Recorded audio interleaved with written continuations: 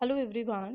In this tutorial we will learn what is isomorphic graphs और इसको हम बोलते हैं isomorphism property of graph.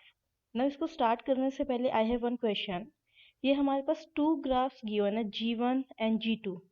Now can I say that these two graphs are same? Obviously we will say no, क्योंकि अगर हम देखें यहाँ पर रेड जो कलर की नोड है लेफ्ट साइड में है, यहाँ पर राइट साइड में है. मोर ओवर जो एजेस बनी हुई है जिस तरह बनी हुई है, एक अंदर बनी हुई है, यहाँ पर इसमें बाहर बनी हुई है सेकेंड ग्राफ में.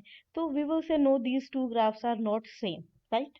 But here we are wrong, क्योंकि यहाँ पर सिर्फ ग्राफिकल अरेंजमेंट जो है वो डिफरेंट है, बट इन एक्चुअल ये दोनों ग्राफ सेम है. नाउ ये कैसे सेम है? अगर हम फर्स्ट ग्राफ की डायरेक्शन चेंज कर दे, दैट मीन्स आप अज्यूम करके देखो ये पूरा जो लेफ्ट हैंड साइड वाला पोर्शन है आपने उठा के इसको राइट हैंड साइड पे रख दिया, ठीक है.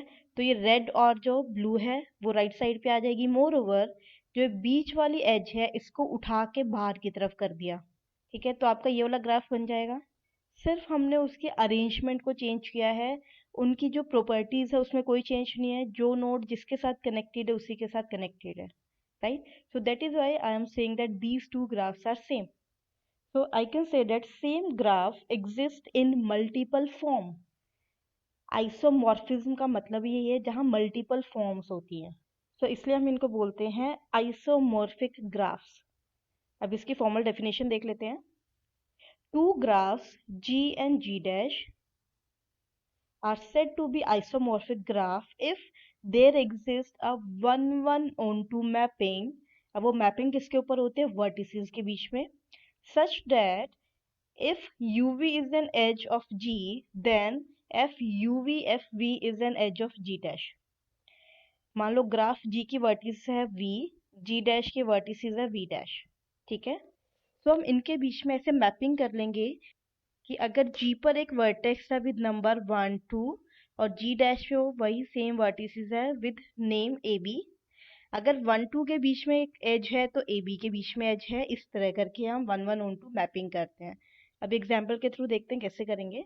नाउ इसको रिप्रेजेंट कैसे करते हैं? अगर दो ग्राफ हमारे आइसोमॉर्फिक है then we will represent them as this. This is your isomorphic graph representation. Now check कैसे करेंगे कि आइसोमॉर्फिज्म है या नहीं. Now let us take one example. Say this is my graph G and this is my graph G dash. Now my question is क्या ये दोनों isomorphic है? देखो जो सिंपलेस्ट मेथड है चेक करने का वो मैं भी आपको बताती हूँ. देखो जो हमारा ग्राफ G है अगर मैं उसको रोटेट कर देती हूँ थोड़ा सा तो ये बिल्कुल G डैश जैसे बन गया. सो अगर आपका सिंपल ग्राफ है आप उसको रोटेट करके देखो, अगर वो दूसरे ग्राफ जैसा बनता है then yes they are isomorphic. तो ये दोनों ग्राफ आपके आइसोमॉर्फिक है. नेक्स्ट एग्जांपल देखते हैं. Now this is my example. Now हमें चेक करना है क्या ये दोनों ग्राफ हमारे आइसोमॉर्फिक है. अगेन मैं थोड़ा सा रोटेट करके देखती हूँ कि कुछ भी रोटेट करने से किसी तरह ये एक जैसे बन रहे हैं. Yes. Now here you can see both graphs are same. So again these are isomorphic graph. Now this is my next example. ये अभी मैंने आपको बताया है. सबसे पहले फर्स्ट ग्राफ के एक मिरर इमेज फाइंड आउट कर लो, या फिर जो इसमें लेफ्ट साइड वाला पोर्शन है उसको राइट में ले जाओ एंड देन जो बीच में जो एज है उसको पुल करके, आप मान के चलो एक थ्रेड लगी हुई है उसको पुल करके बाहर की तरफ रख दो तो बिल्कुल आपका सेम ग्राफ बन जाएगा. जब भी आप ऐसे कुछ चेंजेस करके, चेंज इन द सेंस आप अज्यूम करके देखो पूरा थ्रेड की उसमें बना हुआ है, आप कहीं से कोई भी स्ट्रिंग को या थ्रेड को पुल नहीं कर सकते हो, तोड़ के कहीं और नहीं लगा सकते हो. सिर्फ और सिर्फ उनको घुमा के थ्रेड को आगे बाहर करके ऊपर नीचे करके चेक कर रहे हो कि क्या हमारा दूसरा ग्राफ बन सकता है. यस देन वो आपके आइसोमॉर्फिक है, अगर नहीं तो आइसोमॉर्फिक नहीं है. नाउ आप ये यूज कर सकते हो only when your graphs are very simple. अगर कॉम्प्लेक्स है देन आप उसमें नहीं कर पाओगे. तो उसके लिए हमारे पास कुछ रूल्स है. There are some necessary conditions to check whether your graph is isomorphic और not. First is both graphs must have same number of vertices. सबसे पहले आप ये चेक करोगे क्या दोनों के वर्टिसेस सेम है. अब इसमें आपको कुछ नहीं करना, कोई भी ग्राफ को इधर उधर घुमा के करने की देखने की जरूरत नहीं है. सिर्फ उनके नंबर ऑफ वर्टिसेस काउंट करो. देन आप चेक करोगे क्या उनके पास सेम नंबर ऑफ एजेस है. काउंट कर लेंगे दोनों के एजेस। थर्ड कंडीशन इज उनका degree sequence must be same. Now what is degree sequence? Degree sequence is a sequence of degree of all nodes in ascending order. मान लो ये हमारा graph है, इसमें जितनी भी नोड्स हैं उनकी डिग्रीज फाइंड आउट कर लेंगे। जैसे इसकी डिग्री 2 1 1। अब इनको हम असेंडिंग ऑर्डर में लगा देंगे, this is your degree sequence. तो दोनों ग्राफ्स के हम डिग्रीज काउंट करके उनको असेंडिंग ऑर्डर में लगा के चेक करेंगे क्या उनका डिग्री सीक्वेंस सेम आ रहा है। Yes, then good. This is our last condition. Same number of circuit of particular length in both graphs. Circuit का मतलब होता है एक साइकिल बनना, क्लोज्ड लूप बनना। हम चेक करेंगे क्या हमारे ग्राफ्स में कहीं पर भी साइकिल है, अगर है तो क्या दोनों ग्राफ में सेम लेंथ की साइकिल है। यस, तो अगर आपके चारों कंडीशन फुलफिल होती है, चारों मस्ट है, ऐसा नहीं है कि कोई भी एक हम छोड़ सकते हैं, तब you can say that your graphs may be isomorphic. I am saying may be क्योंकि ये आपके नेसेसरी कंडीशंस है, सफिशिएंट कंडीशंस नहीं है। बट अगर इनमें से कोई भी एक कंडीशन फॉल्स हो जाती है, वॉलेट हो जाती है, देन यू कैन श्योरली से कि ये आपका आइसोमॉर्फिक ग्राफ नहीं है। तो जनरली जब भी हमें चेक करना होता है हम ये चेक करते हैं, हम फाइंड आउट करने की कोशिश करते हैं कि कोई भी एक कंडीशन वॉलेट हो जाए तो हम इजीली बोल सकते हो कि ये आइसोमॉर्फिक तो डेफिनेटली नहीं है।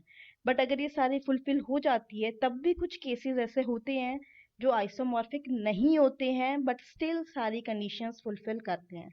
So that is why this is known as necessary conditions, not sufficient conditions. अभी एग्जाम्पल में देखेंगे हम कैसे करेंगे, उसके बाद मैं आपको सफिशिएंट कंडीशंस भी बताऊंगी। This is our first example. ये दो ग्राफ्स हमें गिवन है जी एन जी डैश। अभी सबसे पहले हम नंबर ऑफ वर्टिसेस काउंट करते हैं। नाउ फर्स्ट ग्राफ में नंबर ऑफ वर्टिसेस है 5। सेम वे सेकेंड में भी नंबर ऑफ वर्टिसेस है 5। अब हम नंबर ऑफ एजेस काउंट करते हैं। नाउ फर्स्ट ग्राफ में आपकी 7 नंबर ऑफ एजेस है, आप पॉज करके काउंट कर सकते हो। And in your second graph number of edges are 6।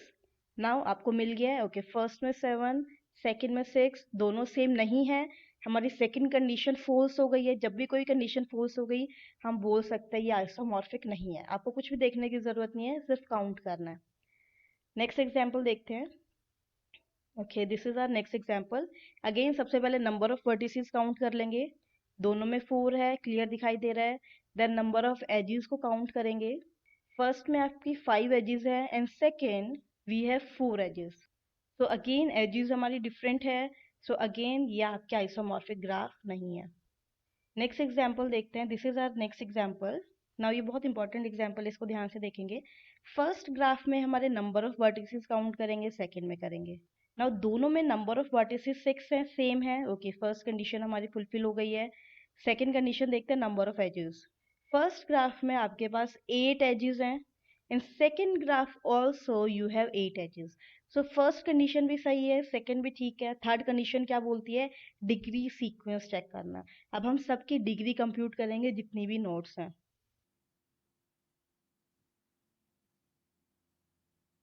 Now ये आपका डिग्री सीक्वेंस है और हमें बहुत क्लियर दिखाई दे रहा है कि दोनों की डिग्री सेम है। अगर हम इनको असेंडिंग ऑर्डर में लगाए तो आपकी बनेगी 2 2 3 3 3 3 और दोनों में सेम सीक्वेंस बन रहा है। दैट मीन्स थर्ड कंडीशन भी आपकी फुलफिल हो गई है। नाउ लास्ट कंडीशन कहते हैं कि आपको सर्किट फाइंड आउट करना है। सर्किट मीन्स आपको एक साइकिल सर्च करनी है। नाउ सबसे पहले हम सेकंड ग्राफ देखते हैं। देखो सेकंड ग्राफ में सबसे छोटी साइकिल कितने की बनेगी? 1 2 3। ये साइकिल बन गई, एक पूरा लूप बन गया इसके अंदर। और कितनी लेंथ का बना है मीन्स कितनी एजेस है उस लूप में? 3। सो ये आपका एक लूप बन गया 3 एजेस का। ऐसे ही एक लूप आपका नीचे बन रहा है 3 एजेस का। एक लूप आपका ये 4 एजेस का बन रहा है। डिफरेंट डिफरेंट लूप्स बन रहे हैं। ओके, ना मिनिमम लेंथ का लूप कौन सा है? 3 का। अब हम फर्स्ट ग्राफ में चेक करेंगे क्या कोई एक लूप बन रहा है, एक सर्किट बन रहा है 3 लेंथ का। चेक करते हैं। 1 2 3 4। 4 का बन रहा है ये। अब आप पॉज करो वीडियो को और इसमें चेक करो क्या कोई भी एक ऐसा लूप बन रहा है, एक वर्टेक्स से शुरू होके एक पाथ को ट्रावर्स करके हम वापस उसी वर्टेक्स पे आ रहे हैं और उसकी लेंथ नंबर ऑफ एजेस आपके बीच में 3 आ रही है। जब आप चेक करोगे यू विल सी दैट ऐसा कोई भी पाथ या ऐसा कोई भी सर्किट नहीं बनेगा। ठीक है। सो पाथ लेंथ डिफरेंट हो गई है।